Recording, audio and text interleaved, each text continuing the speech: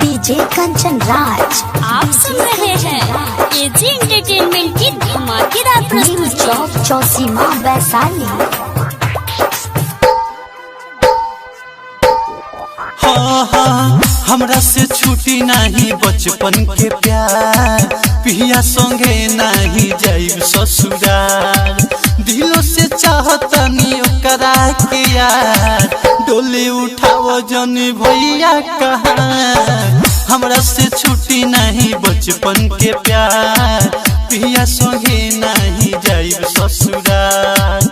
दिलों से करिले ओकरा से प्यार, डोली उठाओ जनी भैया कहाँ। हमरा से छूटी नहीं बचपन के प्यार, पिया संगे नहीं जाइब ससुराल। DJ Kanchan Raj mix by Durga recording studio, हावे गुलंबर के पास, चौक चौसीमा वैशाली।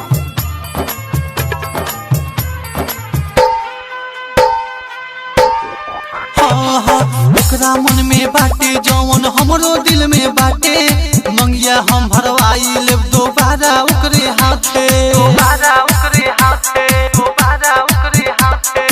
ओकरा मन में बाटे जौन हमरो दिल में बाटे, मंगिया हम भरवाई लेब दोबारा ओकरे हाथे। हमर दिल बाटे अभियोले कुआं, पिया संगे नहीं जाइब ससुराल।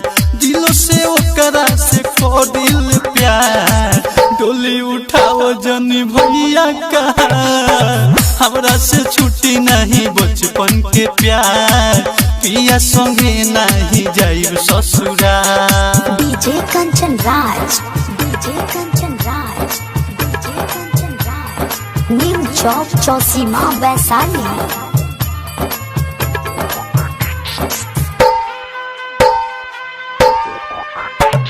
विनोद बिहारी प्यारे उतर पहले बावे छुट्टी, जन्म जन्म के धागा बनल बा कबो नहीं टूटी।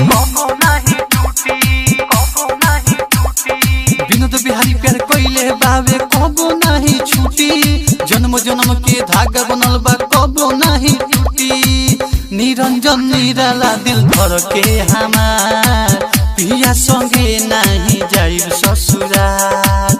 दिलों से चाहिए ओकरा के यार, डोली उठाओ जनी भैया कहाँ। हमरा से छूटी नहीं बचपन के प्यार, पिया संगे नहीं जाइब ससुराल। दिलों से करिले ओकरा से प्यार, डोली उठाओ जनी भैया कहाँ। हमरा से छूटी नहीं बचपन के प्यार, पिया संगे नहीं जाइब ससुराल। Mix by Durga recording studio, हावे गुलंबर के पास।